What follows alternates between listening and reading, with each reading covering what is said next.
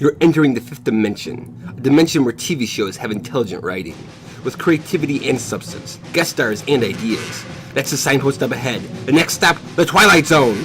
The Twilight Zone was hosted, created, and mainly written by Rod Serling. In the 1950s, Rod was an Emmy Award-winning writer who would frequently tackle political and social issues. But television sponsors balked at such controversial material and would often be changed before reaching the screen. Tired of fighting this battle, he publicly announced that he'd no longer be writing controversial material. But privately, he decided that from now on, he would just hide it, in the form of science fiction and fantasy. So he created the Twilight Zone. They did 156 episodes in 5 seasons, and here are the top 10 best ones.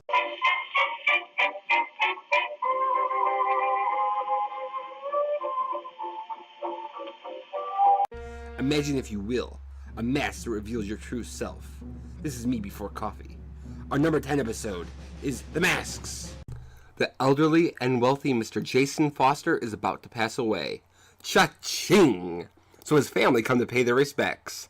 But before they can collect, Jason orders them to wear these special masks until midnight. Masks that ultimately have a very revealing effect.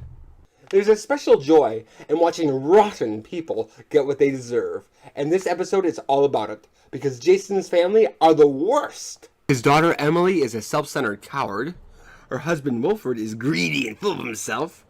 Their daughter Paula is so vain she won't stop looking in the mirror, and their son Junior used to torture animals. Jason makes little comments about them throughout the episode, but the real thrill is the ending, when they take off the masks and reveal their true personalities. He's dead. At long last. Let's celebrate.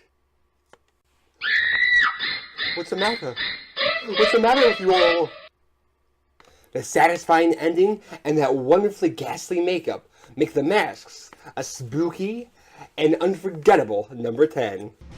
Sometimes fantasy reveals more truth than nonfiction.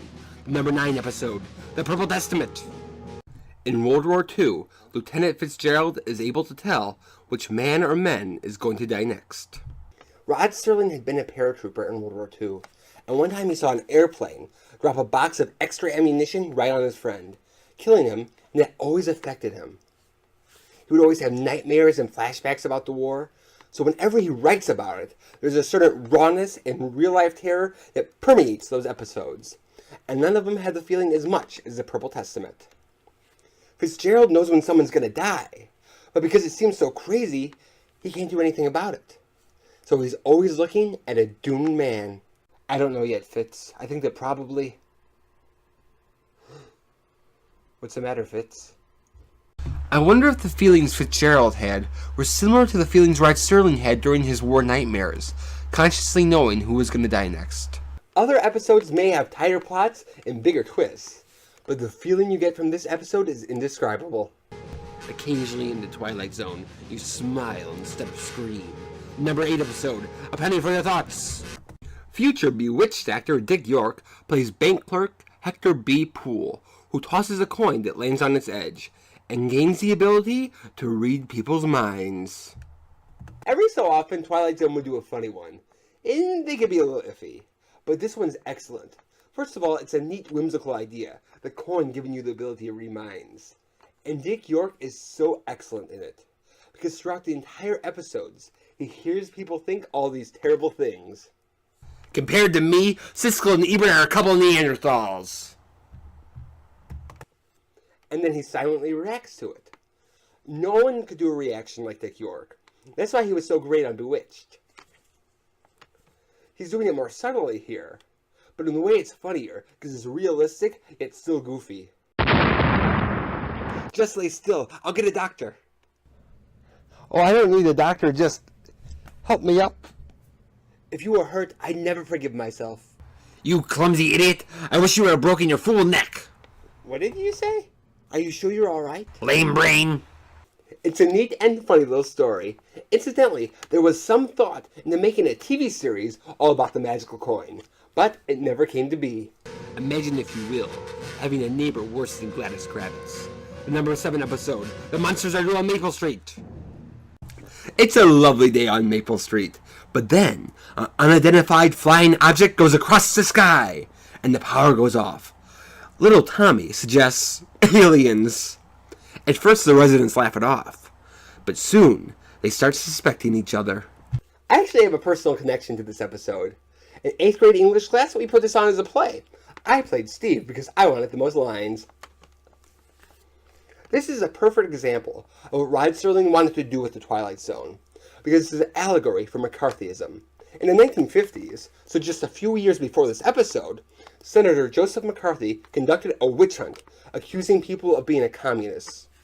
And if you attended the meeting 30 years ago, or if maybe you were just a little too liberal, you were a communist, baby. People were accusing each other left and right, and if it was proven, there was a real possibility that you might not be able to find a job again. Now, the episode takes place on a nice little Maple Street where everybody knows everybody. But then they start accusing each other of being a Martian, with just the slightest bit of evidence. You like to look at stars? You read science fiction comic books? You're an alien, baby!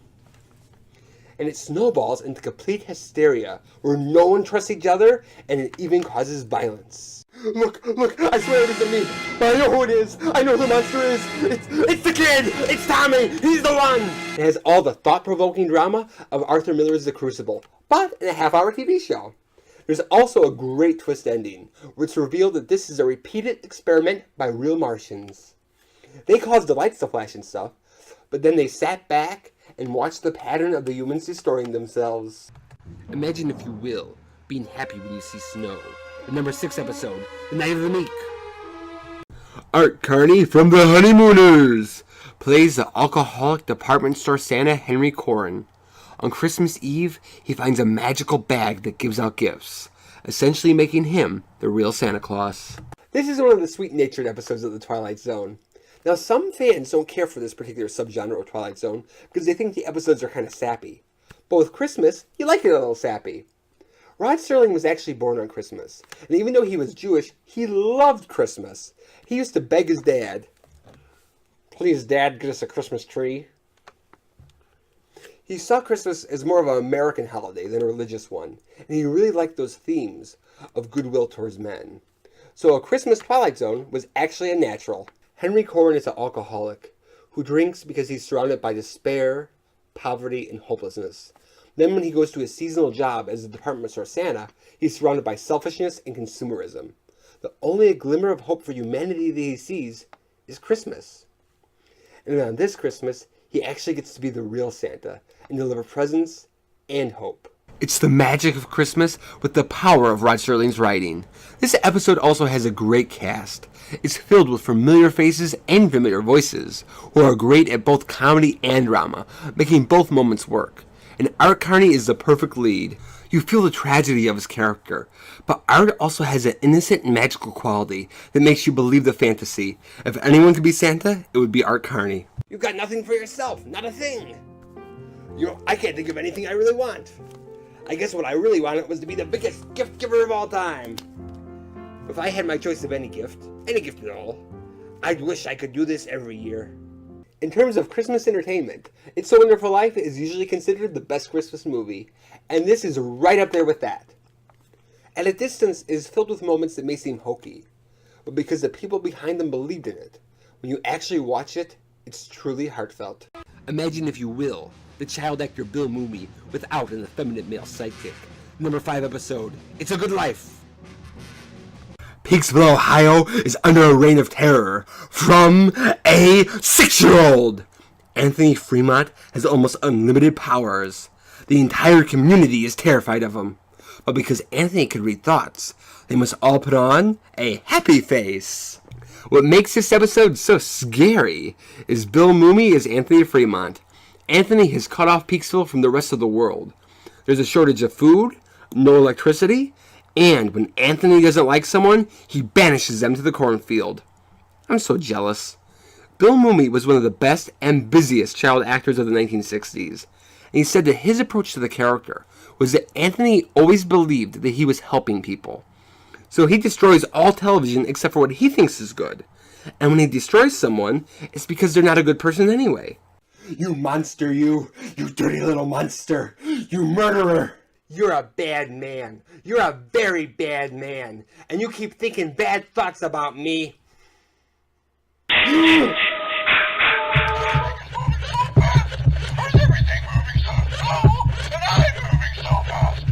It's real good that you done that, son. Real good. He has such a great look when he does that. And just like an ordinary 6-year-old, he dislikes people and things for weird reasons. Only this 6-year-old can do something about it. Along with Bill Mumy, the rest of the cast is great too. You can tell they're terrified on the inside, but on the outside they're just trying to stay positive. So they keep saying things like, "It's a real good thing we can't listen to Perry Como. It's a real good thing." Mrs. Fremont, played by Cloris Leachman, Anthony's mother, is on the verge of a mental breakdown. And Anthony's father is scared and trying to stay positive too, but he does make some attempts to try to be a parent by explaining to Anthony that if you keep sending people to the cornfield, there won't be anyone left, which is advice for Anthony's own good. But because he doesn't want to get sent to the cornfield either, he doesn't press the issue. This episode is such a classic that it got a sequel in the 2002 Twilight Zone revival series. It's still a good life. Cloris Leachman and Bill Mumy reprised their roles, and Bill Mumy's real-life daughter played Anthony's daughter. Overall, It's a Good Life is just a real good number 5. Real good. And if you disagree, I hope you like corn. The man from the final frontier is entering the 5th dimension in the number 4 episode, Nightmare at 20,000 Feet. Future Star Trek actor William Shatner plays Bob Wilson. 6 months ago, Bob Wilson had a mental breakdown on an airplane. Uh-oh. Now, him and his wife are on an airplane again, and Bob sees a gremlin outside of the window. This episode is horrifying, and it's all about a man and a monster. A lot of people make fun of William Shatner's acting, but this episode proves them wrong! You can tell he's edgy from the beginning, so you know something's going to happen. When he first sees the gremlin, he tells his wife and the stewardess, but then makes up his mind it's a hallucination. But then when he sees it tampering with the engine, he tells the pilot. But the pilot knows about his mental breakdown, so he just humors him. Bob is aware of this, so he goes on to fight this battle by himself. It's so frightening, because you don't know if it's in his head or if it's real. And if it is real, everyone on that plane is going to die. And during the closing narration, they actually show the damage to the plane. So the gremlin was there. And speaking of the gremlin,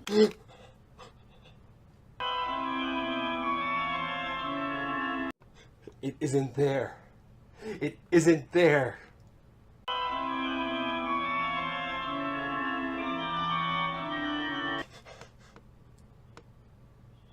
For what they were doing, the budget on the show was pretty tight, so they couldn't build the best monster suit. And it does look more silly than scary. The writer of this episode, Richard Matheson, hated the look of the gremlin, but I disagree with Matheson's assessment. That sounded pretty cool. I disagree with Matheson's assessment. No monster makeup could have lived up to the terror in William Shatner's face. So instead, they go in a different direction.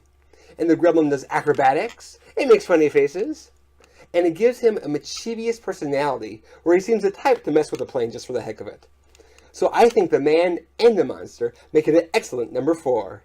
In the Twilight Zone, there are even stranger doctors than him. Like in number 3, I Have the Beholder. Janet Tyler is butt ugly and is having her 11th plastic surgery to try to make her look normal. It fails. She still looks different from everyone else, and she has to go live in a segregated colony with all the other ugly people. This is the quintessential Twilight Zone episode. It has a great story on its own. You feel bad for the woman who just wants to look normal. The medical staff is compassionate, but no matter what, if the surgery doesn't work, and it's not looking good, she's going to have to go to the colony. Then there's the great twist, where they take off the bandages, and she's beautiful, and the normal people are the ones with monstrous faces. To keep the surprise, they keep the medical staff in shadow and with their faces hidden, which creates an air of mystery. Then when they show them, the makeup is terrifically ghastly. Along with the visuals, it also has an eerie and fantasy-based music score by the famous composer Bernard Herrmann. It's Twilight Zone at its best. And like many great episodes, it also has a political undertone. Along with the general idea of people who are different being outcast from society. Obviously not in this house. They very specifically make the connection to the treatment of Jews during the Holocaust. Janet refers to the colony as a ghetto, which is where the Jews were sent before they went to the concentration camps. Also, when they show the leader of this society, he's very much modeled off of Hitler. It is essential in this society that we not only have a norm, but that we conform to that norm. Differences weaken us. Variation destroys us. While the real-life connections aren't subtle, it gives it an air of real-life terror. And for those who do have prejudices, this episode could be quite enlightening. What's adorable on the surface can be evil underneath, such is the case in our number 2, The Living Doll. Terry Savalas is Eric Strader, a husband, stepfather, and an all-around rotten person. His stepdaughter Christy brings home a talking Tina doll, but this doll happens to be evil and Eric's worst enemy. This episode is one of the scariest things I've ever seen on television, and it grabs you from the start. Eric Strader is a mentally abusive man who is upset that he can't have any children, so he's taking it out on his wife and stepdaughter. However, Terry Savalas is such a great actor that no matter how repulsive he is, he's still able to give the character a couple moments of humanity, like when he actually apologizes to his stepdaughter Christy. So even if you can't bring yourself to like this guy, he gives you enough where you could still become invested in his character. So there's interesting character drama going on from the start. But then Talking Tina comes in, and the thrill is seeing her give Eric what he deserves. Talking Tina is an incredibly creepy killer doll. They used the Briquette doll from Vogue and made a few adjustments, and they used the voice actress June Foray, who had previously done the voice of Chatty Cathy, so she looks and sounds like a regular doll. But it's what she says that makes her different. I'm gonna throw you away. My name is Talking Tina, and I hate you. My name is Talking Tina, and I'm going to kill you.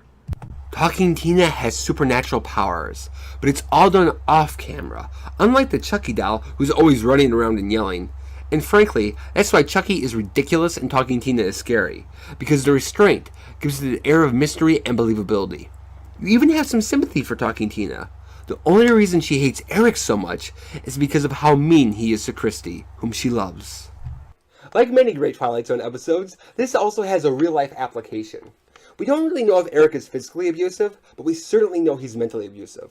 At one point, Christy calls him Daddy, which she always does, and he replies by saying, "I'm not your daddy." That's part of why she loves the doll so much. Because it's filling that void. And during the closing narration, Rod Serling even states that the doll could be a little girl's defender in a troubling situation. Well, the main feature is certainly the scary stuff. This going on the side makes it more compelling, disturbing, and more frightening. Imagine, if you will, being able to pick the best episode of The Twilight Zone. The number 1 episode is Time Enough at Last. Burgess Meredith, quack, quack, plays Henry Beamish, a man who loves to read. But with a demanding wife and boss, he's always struggling to find the time. Then there's a nuclear explosion killing everyone but him, and he finally has time to read.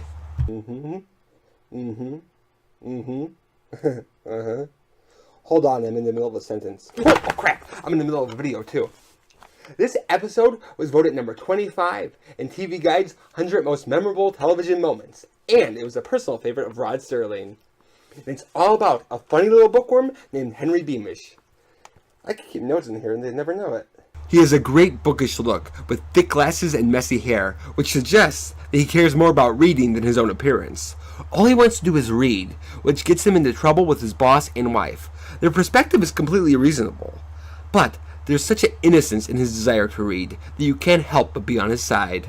After he's completely endeared himself to us, he goes down to the bank vault to read, and then there's a nuclear explosion and everyone dies, but him.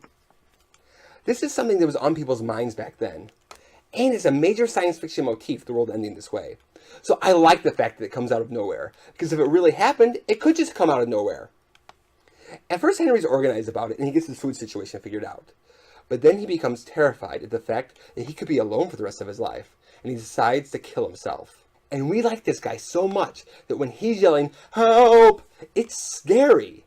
Then right before he's about to pull the trigger, he sees a library.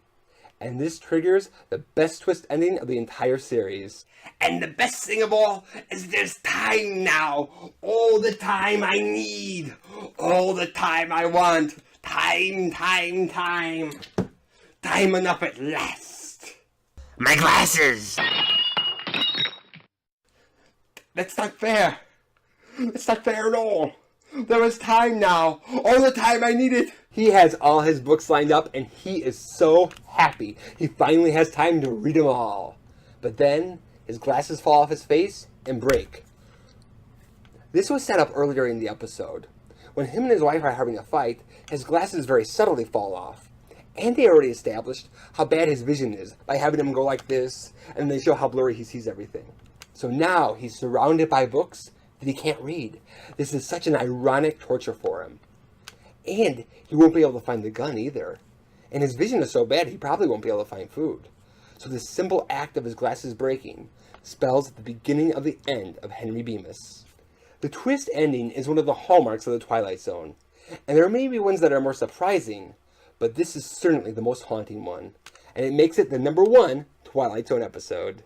So I hope you've enjoyed your look at the top 10 Twilight Zones, and have a groovy day. Now to turn off the camera. Has the plan worked? Yes, master. Excellent. While they were watching the video, they were teleported here. And now, they are permanent residents of the Twilight Zone.